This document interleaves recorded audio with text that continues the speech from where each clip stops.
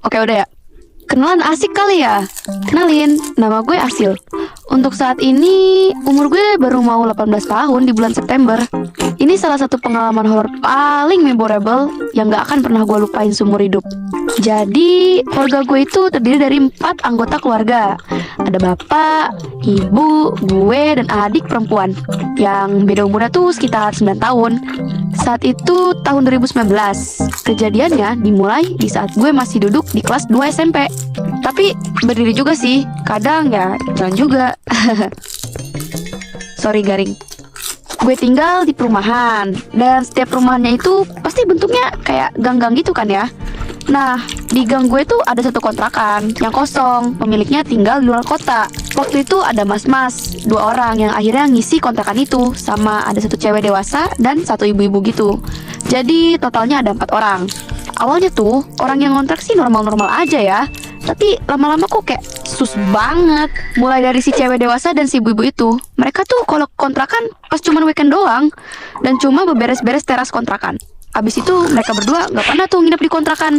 Yang lebih susnya lagi, mas-mas 2 orang itu cuma datang ke kontrakan tiap jam 11 malam doang. Dan setelahnya mereka pergi entah kemana. Dipakai buat skibidi kali. So, kontrakan itu hampir gak ditempatin gitulah pokoknya.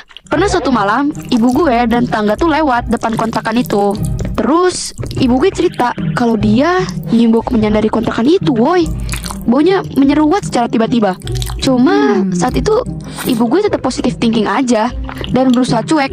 Sebenarnya sih sah-sah aja ya ngontrak tapi nggak ditempatin gitu, kan hak mereka juga. Tapi ini kelewat aneh, mereka hampir gak pernah berbaur sama tetangga di sini.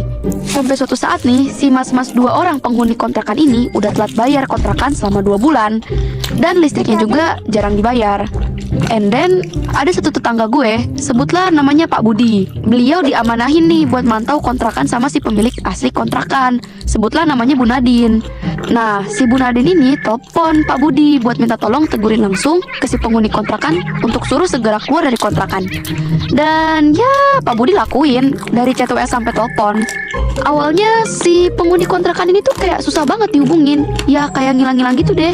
Tapi tiba-tiba 8 September 2019 sore hari, Pak Budi nyamperin si penghuni kontrakan. Nah, si 2 orang ini yang lagi boncengan naik motor sambil bawa plastik hitam gede banget. Cuman gak tahu isinya apaan. Nah, Pak Budi langsung bilang kan, "Bang, sini mana kuncinya?" Dihubungin malah ngilang. Dengan terpaksa mau gak mau, si penghuni kontrakan ini ngasih kunci kontrakannya, langsung tancap gas pergi ninggalin Pak Budi. Sebenarnya sih gue dan warga-warga udah ngeh dan sadar kalau penghuni kontrakan itu dari beberapa